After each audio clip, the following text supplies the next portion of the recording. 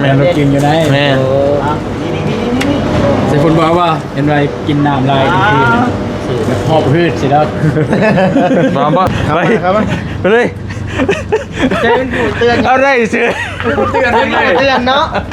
โอ้ยกองจับทุกตัวนะโอเคเนาะตัวนี้เนาะโอเคเอาแล้วแต่ท่านผู้ชมไปที่นอนไปไปกันเลยไม่ได้กินน้ำแม่นี่น่ะตัวเมืองมุกดาหารเลยแม่ยาวเลยคุณละคือแม่ตลกจริงเลยโอ้ยบรูบลาปันไดกับพ่อกลางๆพ่อกินแห้งเป็นแตงพวกนี้กัน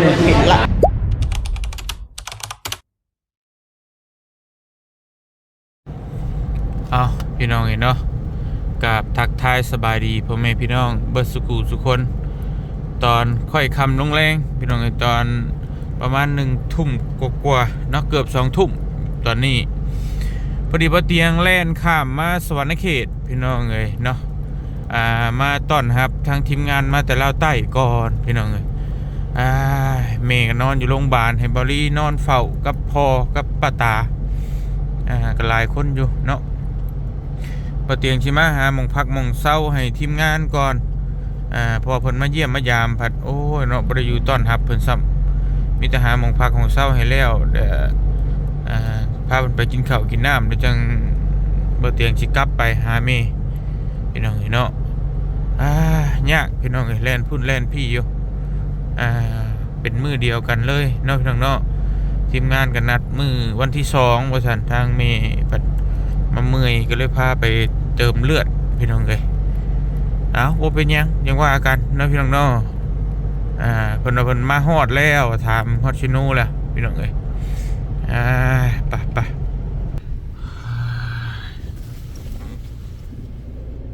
ฮอดแล้วพี่น้องเลยโตไปพี่น้องเลย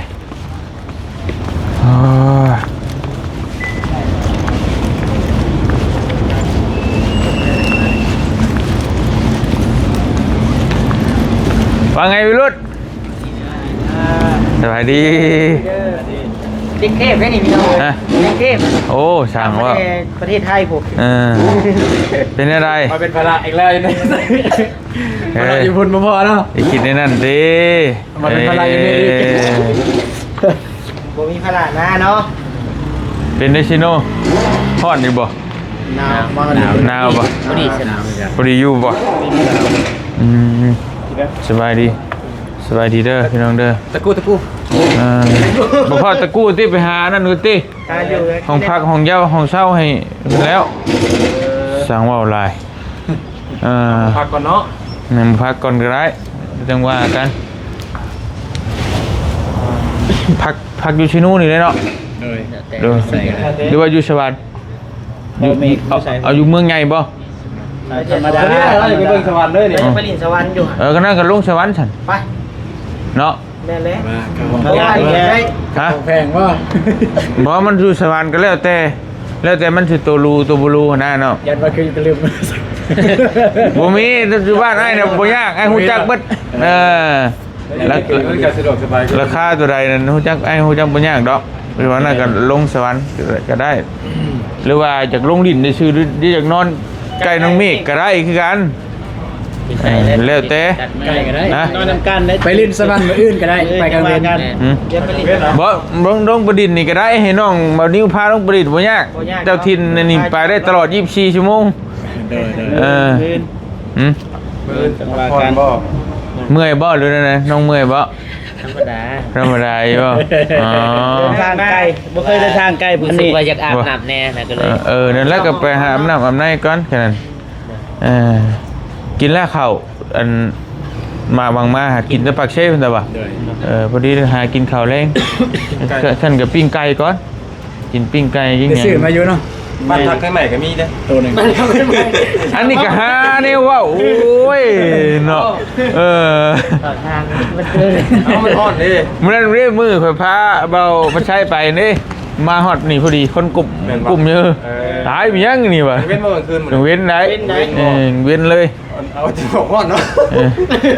ช่างเนาะโอ้บ้านพักไฟใหม่ ไม่ชื่อเซน ฮะไอ้ยังอัน นี่บ่ ต้องมาใช้ป่ะนี่แหละแต่ข่อยกับท่านได้เข้าไปเบิ่งอยู่ดอกเห็นน้องไปใช้เพิ่นว่าเขาอันบ้านพักเพื่อนเพิ่นไผซะบ่าวขี้ไล่มาหยัง มานี่แหละ มาหนีกันบ่ใช่บุญมันป่าเล่นไปเลยนี่แล้วนี่ก็จุดลักน้องเอ้ยชิโนคือมันเป็น3แยกกับพุ่นขึ้นเวียงจันทน์แยกลงพุ่นเนี่ยทั้งไอ้มาก็นี่นะข้ามไปฝั่งไทยจากนี้ไปฝั่งไทยประมาณ30ลักบ่ไกลไปเบิ่งบ่อันนี้มันจะเป็นสกินยูนขั้วข้ามมันบ่ว่าต้นครัวบ่ กล้องครัวกับวิวงามเลยเดี๋ยวพาเพิ่นไปก็ได้ว่ายังเป็นสกินโอเคผมเป็นยังพาจวดบ่ยากแล้วก็ผมมีเงินเลี้ยงได้ส่วนคาตัวเดียวนี่แหละนี่เยอะโอ้ผมเป็นยังนี่มีงบไหมพุทธ50,000 150,000ได้อยู่ได้อยู่แสนห้าเรียนแสนห้าสิบเรียนเผลอแล้วจุ๊บบ่เผลอตกบ่เห็นบ่มีเบิดช้ามีแต่ข่อยนี่แหละรวยข่อยนี่พี่รวยตังค์มีแต่ว่าพักอยู่นี่เนาะหรือว่าดูสวรรค์เนาะเอาแต่อ่ายเลยพักน้ำเบาเมฆนะพักน้ำกันแถวนั้นน่ะใกล้ๆกันเวลาไปซื้อข้าวซื้อน้ำเพราะว่าเบาเมฆเราพูดเบิดเด้นี่ต้นทุนนิดก็ได้บ่นะนี่ก็เลยตลาดหน่อยนึงต้นไทรนี่มองตรงข้ามกับอันซีพีนตรงข้ามมันวันใดที่ถึงมันเป็นได้ไรจะขัดอยู่ได้เจ้าเคยเข้าพักแล้วเคยอยู่มันเป็นได้บอกขังเอาเราให้ฟังเบิ้งของมันบ่อย่างวันใดนะราคาตะกี้คุณบอกว่าราคาเท่าไรราคาบ่ตะกี้ได้แสนห้าบ่เคยอยู่ทีนึงแต่เช่าเท่าไรถ้าข้างคืนในช่วงเขากี่เขาเลยเขาหนาวว่าเลยวะอ้าวคนซักบ้านนี่ห่วยตั้งแต่ไปรุ่นหมดเลยทุกคนต้องถามหมดเลยจะเช่าแบบไหนจะเช่าแบบไหนเลยแต่มันก็ลายอยู่แต่มันก็ธรรมดาเลยหน่อยธรรมดา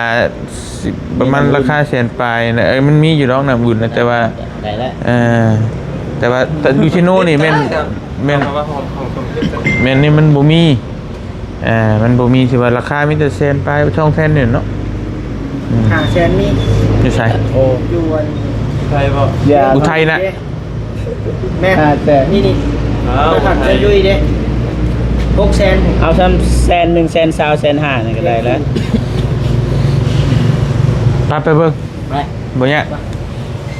ถามมาแล้วมั้ยฮะแต่มากันบ่ถ่าอายุเจ้าคอยนี่แหละนี่เวลาจำกัดได้นี่10 โมงบ่ฮะบ่ฮอดหรอก10 โมง9 โมงปลายเฮาก็ต้องไปแม่นเพราะว่ากำหนดเขาปิด10 โมงด่านน่ะพี่น้องใช่ป่ะกาใส่เลือดเพิ่มเลือด2 ถุงใครๆนี่แล้วเมื่อยบื้นนะครับกับตอนเช้านอนอยู่ห้องหมออยู่มุกแสดงว่าไอจีมาแต่ไทยมาในเยอะก็โดดขามน้ำคลองมาเลยเอาลอยน้ำคลองเลยลอยเลยวะเพราะปันจันทร์เป็นยังนะว่าวคือว่าวเนาะฮอดมืออันนี้บริวารท่านอกเพราะว่ามันฮอดมือเขานัดกันเลยดิแต่ว่ามันก็เป็นทางอันนี้เขาเองพี่น้องเลยบอกเป็นยังบอลี่อยู่หุ่นเด้หลายคนอยู่หุ่นบ่มีปัญหายังดอกแต่ว่าจะกระชิกลับไปนอนน้ำเพลินนะเป็นยังเดียวก็พอเท่าไปนั่นก็ยังก่อนเงียบจีเพื่อนแต่เมื่อยก็ยังว่าจะเฮ็ดได้ล่ะผู้เฒ่าโอ้ย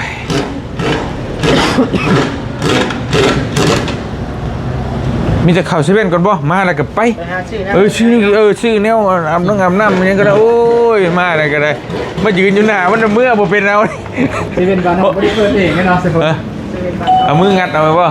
เซเว่นบ้านเฮาบ่ได้เปิดเองเดินใส่กำลังเลยเด้เซเว่นต้องขามก็ตลาดท่าแตงบ่เซเว่นบ้านเฮาบ่ให้ทายเลยฮะ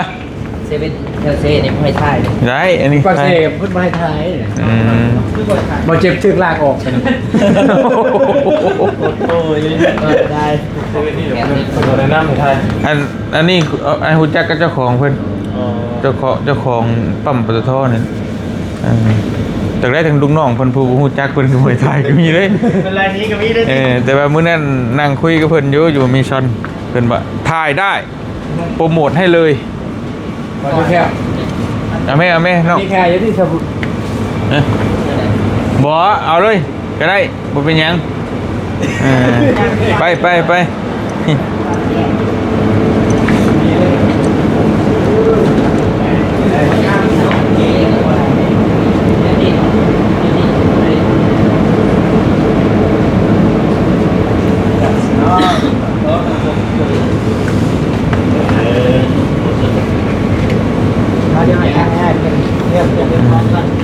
เอาเลือกก่อนจากแรกจักหน่อยจังว่ากันเอาเลยเอาน้ำพุทธตุก เอาลองหน่อยลองดึงหน่อยมันโอ้เลยนะเอาไหมเอาออก เขาเฮ็ดองศามันเอียงนี่เวลาดึง มันมีลูกกิ้งเนี่ยเนาะ แม่น เรากินอยู่ได้ แม่น ใส่คนบอกว่าเห็นไรกินน้ำลายทุกทีหอบพืชสิแล้ว บ่เอาแม่น้องเอาแม่ น้องนี่แหละใหญ่อ่ะเพื่อเนี่ย เอาเพื่อได้ ไปซะยันเวลามันจำกัดแล้วจังมากินข้าวไปไปเลยไปเลย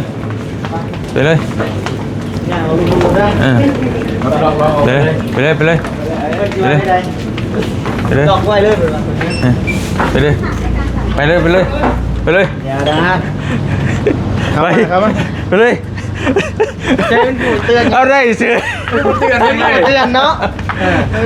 โอ้ย มากองจับทุกตัวนะดังเลย คือบ่ท่วงมันยังแน่เขารักคลองไปได้หั่นเอาละ เอา จะเกี่ยวอย่างบ่มีนะ ปล่อยเลย ไปเช่าห้องแล้วจังมากินข้าวกินน้ำเดี๋ยวไง ได้ร่วมได้บ่จ้ะ ห้องให้เพิ่นไป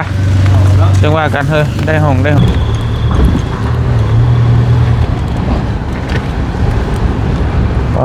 ดโถ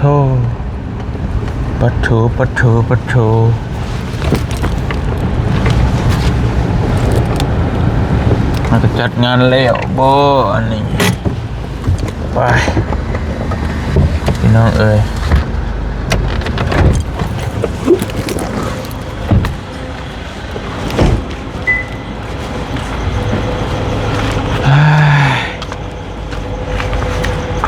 ใส่นี่ก็ได้ติ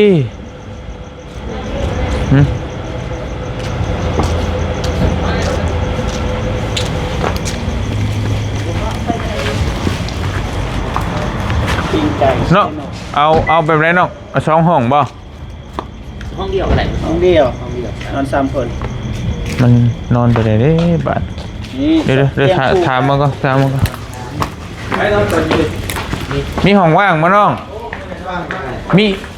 มีห้อง3เตียงบ่ ยังแบบ บ่มีแต่หอ2เตียงแบบเตียงน้อยก็เตียงใหญ่มีบ่ บ่มีแต่เตียงหน่อยมาเลย อ๋อมีแต่ห้องเตียงคู่บ่นอนได้ใช่บ่ ได้ปกติก็เตียงเดียวนอน3ก็มี4 คน เพราะว่าไอ้คิดว่าอยากได้ห้อง3เตียงมันบ่มีนะ 2 เตียงครับ โอเค2เตียงก็ได้อยู่ใช่ห้องเท่าไหร่ ห้องหันคนนอนใจ บ่ให้จ่ายก็ได้เว้ย เอาไปได้คนนอน บ่มาหาทั้งเทื่อบ่สิ ห้อง250,000 โอเคช็อกโกแลตห้องเดียวบ่หรือ2ห้อง เดียว คือบ่เอาห้องนึง เอาซ้อม ในช่องเนาะห้องนึงเตียงเดียวเนาะ ได้ ห้องนึงเตียงเดียวห้องนึงเตียงคู่ เป็น450,000 โอเค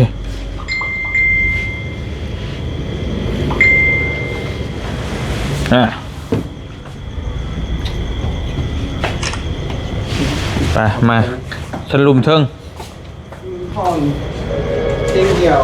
อยู่เชิงเตียงคู่อยู่ นี่กันบ่ เตียงเดียวมีเตียงคู่ เจียวงเอา เตียงคู่อยู่นี่ โฟมกระจาย เตียงคู่อยู่นี่เลย เปิดมึงดูอันนี้เตียงคู่บ่นี่ห้องใกล้ๆกันนี่ด้วยใช่โอ้ยมีคนอยู่จ่อย นี่ดิพอได้อยู่บ่ ได้อยู่ มา โอ้มันเกิด ก็ ยอดคนเทียบจะไม่เอา เด็กก็มีอยู่มี โอเค มีตอนนี้เนี่ยก็ธรรมดานะธรรมดาบ้านเมืองนี่แหละแต่อยู่อันนี้ไปที่นอนก็นอนไปเอาห้องเตียงเดียว ได้ได้ สั้นอะไรก็ มีสั่นสอง สั้นสองทั้งนี้บ่มีบ่ นี่เป็นเตียงคู่แล้วก็ห้องชุดยังมีคนอยู่เลย เอาเตียงคู่นี่ก็ได้นี่เนาะ คู่ก็ได้ เตียงคู่ก็ได้มาเพิ่มอีก50,000มันจะใกล้กันคิดว่ามันสิมีใกล้กันใช่หรออ่ะให้เพิ่มอีก50โดยมาใกล้ๆกันนี่แหละจังหน่อยบัดย่านผีบัดเล่นหากันบัด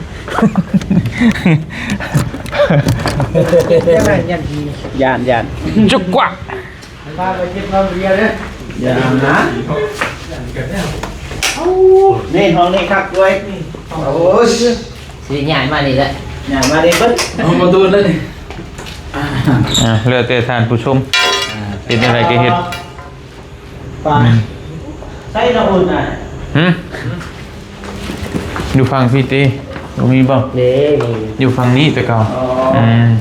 ไปตีผู้นอนอยู่นี่นะ เออ โอ้แสดงว่า ก็ยังว่าอยู่ทีมไหนก็ยังว่าอยู่ ผ่านศึก โอ้ยบ่ให้เว้าเรียบเบิดแถวนี้ขี้เก้าไอ้เบิดเด้อแถวนี้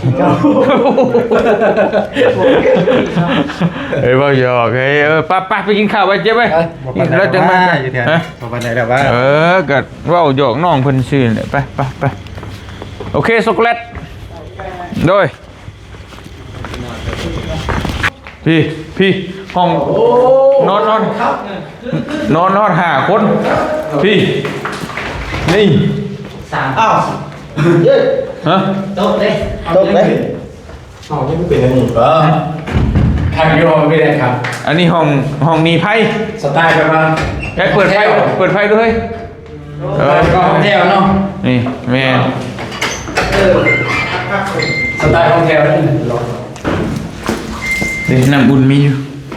โอเคเนาะ มีน้ำอุ่นมั้ย มี โอเค โอเคนี่พอได้อยู่เนาะ โอ้ยเดี๋ยว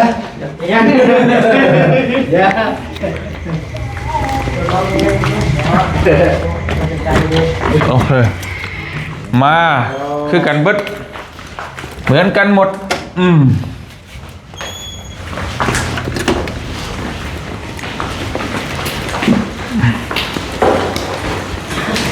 200,000โอเค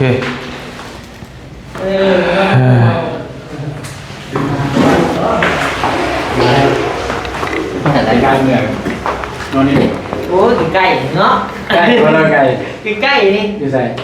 กันอยู่จุ่มเดียวกันเบิดนี่แหละ อยู่ในหนีเบิดเลย มันบ่ ก็ว่าง่ายคืออยู่เมืองท่าแตงนี่นะ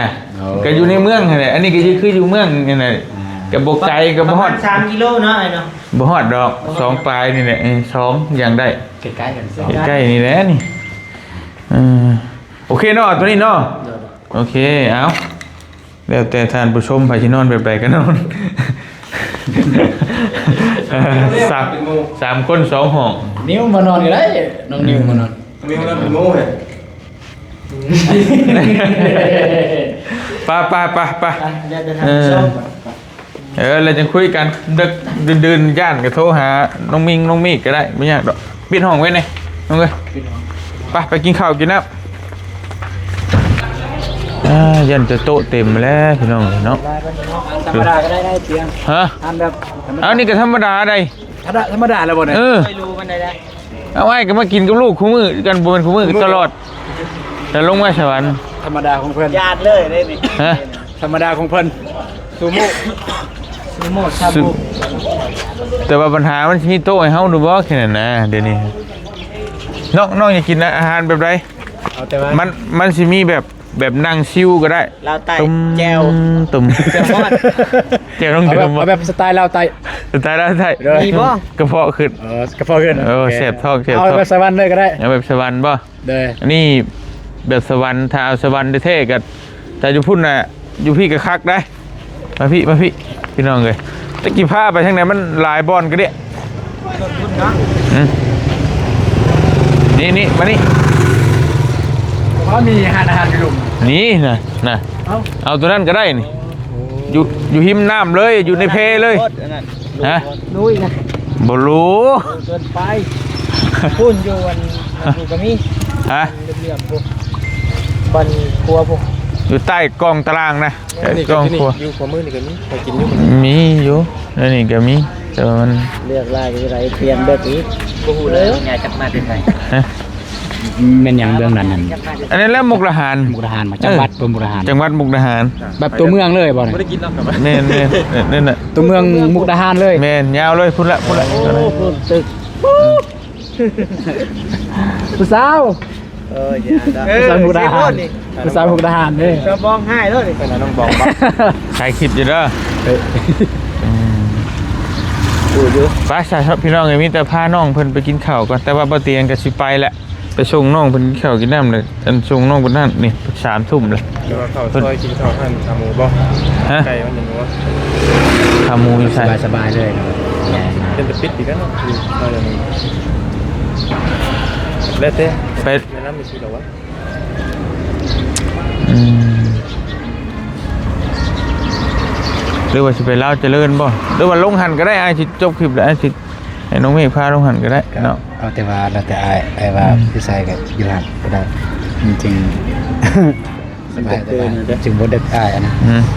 แต่ตั้งแต่อ้ายนี่สิไปแล้วสิไปส่งอาหารได้ก็สิไปเลยนะ ได้ อาหารธรรมดาครับอันนี้คือในรูแล้วเคยกินในช่วงนั้น ฮะ ขนาดรู้ยังเคยกินนะ อ๋อไปกับไอ้เตียงอะไรเบิด6 หลาน7 หลาน ดูใช้ อยู่จำปาสักนี่กับ ดูใช้ว่าไปอ๋อ สวัสดี ไอ้ยาวยังมือนั้น อ๋อโอเคบรูกินแล้วโอเคตอนนี้เราเคยกินแล้วนี่ชิโม่นี่นี่ไป ที่บ้านก็เคยบ่บ่ ไปไปนี่ป้ายน้ำป้าย ไม่ใช่ขี้โม่นี่ขี้โม่ลอยน้ำก่อนลื่นไปลอยเด้อมือเด้อลื่นลอยหนึ่งสอง มีโต๊ะอยู่บ่ หัว เด้นั่งนอกก็ได้น้ำหนาวอยู่เนาะฮะมีโต๊ะว่างอยู่บ่ทางในก็ว่างบ่นั่งนอกหรือนั่งในมักแบบใด บ่ได้ฮ้อนดังบ่นั่นนี่ ทางในหิ้งเย็นเข้าไปนี่เบิ้งรถเออยู่นอกเนาะโอเคมา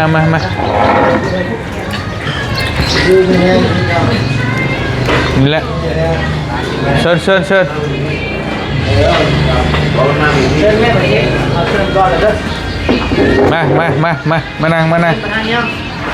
โอเค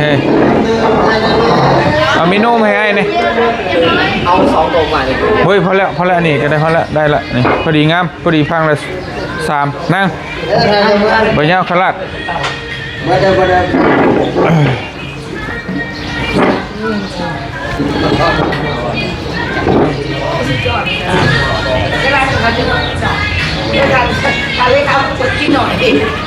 ได้ ได้ละเอามาลดพร้อม6 คนเลยสั่งเลยค่ะเอาสั่งอยากกินยังสั่งเลยได้แล้วเอาท่อสนี่ก็ได้เพราะว่าเดี๋ยวไอ้สิไปละมีแต่ให้เอานั่นมาให้เพื่อนได้กินสั่งเลย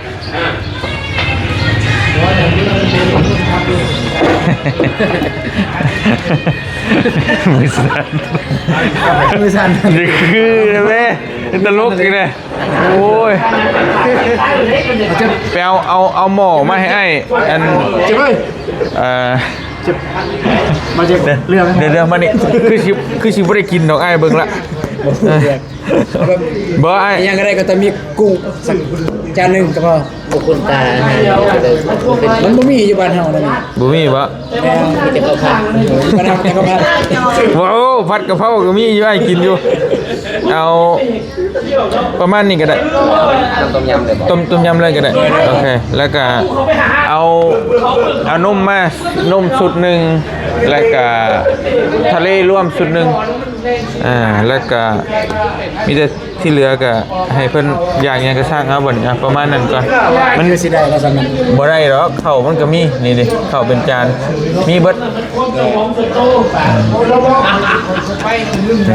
สั่งเลยบ่ยาวสั่งแม่ เฮ็ดอันสั้นคือกันบ่จักกัน ซึ่งลึง จริงเลย อันนี้คือเอิ้นคนซึ่งลึง เอายำตรง ยำตรงหนึง ก็ข้าวน้ำบ่ข้าวผัดจานใหญ่มาก็ได้ข้าวผัดจานใหญ่มาเนี่ยมาผมจะกิน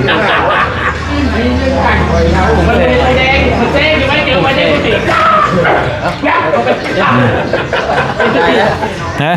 สั่งเมย์เราอยากเอาเลยสั่งเมย์จัดการ ได้แล้วเหมือนเดิมกิน เลือกกินมื้ออันนั้นก็กินมื้อก่อนก็ได้สั่งเพิ่มก็ได้ ด้วยเอาตามไปเตียงสั่ง มันมีพักอยู่แต่ว่าเอาพักมาเด้อสุดเลยเด้อนั่นแหละเอากุ้งเนาะเอาตัวนี้มาจานนึงก็ได้นี่เอาเพิ่มอีกจานนึงปลาเนี่ยมีปลาโรลลี่ก็มีหรือว่าเอาตัวนี้ก็ได้มันมีปลาเพราะมีนี่เพราะอันนี้จานนึงโอเคเครื่องดื่มบ่กินนอกเนาะเหมือนน้ำเปล่าก็ได้มันปลอดสารพิษฮะน้ำก้อนบ่แล้วเอาบ่น้ำก้อนเอามันแช่เย็นด้วยแต่ว่าเอาเป็นขวดมาลด6 ตุกขวดน้อยขวดกลาง คนลูกค้ามีลูกหนึ่งสูตรร่นทะเลหนึ่งสูตรย่ำตรงจานของว่าทะเลจานใหญ่หนึ่งแซ่บปลาหนึ่ง โอเคไปมีแต่เอาสิไปป้าได้ป่ะนี่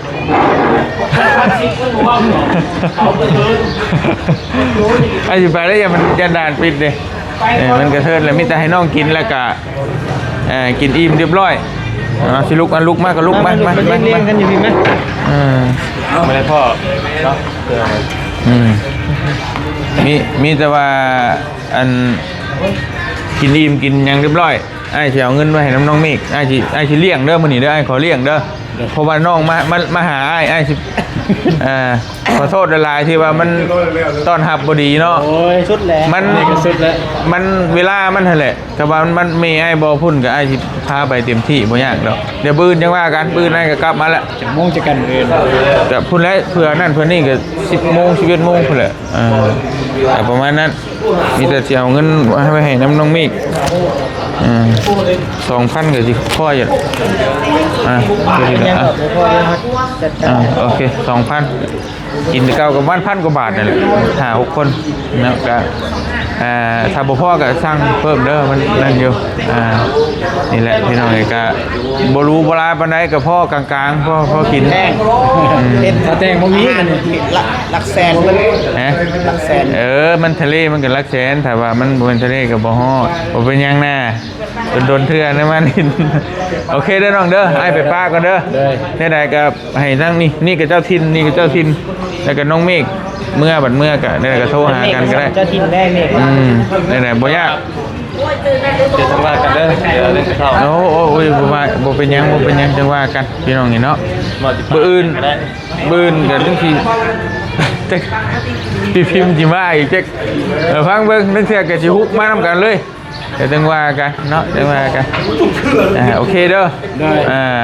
มาแล้วจังฮะมาได้ฮะ ปลอดภัยให้ โอเคเด้อน้องเด้อ สู้ไปนะ ขอมกกับใจละลายที่มาหา มื่นกันยังมาเนี่ยแต่ว่ามื่น ฮะ กันยังมาแต่ว่า ฮะ มื่นกันมา มาโอเค มา เอายันเดี๋ยวเพิ่นน้อยใจได้อยู่ใกล้กัน มาโอ้ยไปก่อนนึงแม่นี่กันโอ้ยเนาะ โอเคมานั่งเลยน้องมานั่งเลยครับตะกู้บ่เนี่ย อยู่พุ่นเพลินไปเลย นั่งเงามาเลย ท่านนี่ตะกู้เนาะตะกู้เลยนะตะกู้นั่งเนาะ มาแล้วไปพี่น้องไปมีแต่ว่าบ่เตียงก็สิบ่ได้อยู่กินน้ำน้องเพิ่นดอกกัดร้านซูโม่ที่พาน้องบิลลี่มากินตลอดนั่นแหละเนาะพี่น้องเนาะก็มาเลี้ยงน้องๆเพิ่นก็มาดินน้ำทั้งเทื่อก็อยากให้ได้กินแนวแซ่บๆนี่หั่นน่ะก็ ปะเตียงกับฝ้าวยันดานปิดถ้าคืออยู่ลาวเฮาเองก็บ่ย่างดอกอันนี้ยันดานปิดปะไปแม่นบ่ลีอยู่พุ่นละแม่นนอนกันพุ่นละสิขอโตวไปน้ำเมต่อกันเด้ออยู่ดีมีเฮงบ่จะขู่ทุกคนสบายดีเด้อพี่น้องเด้อบ๊ายบาย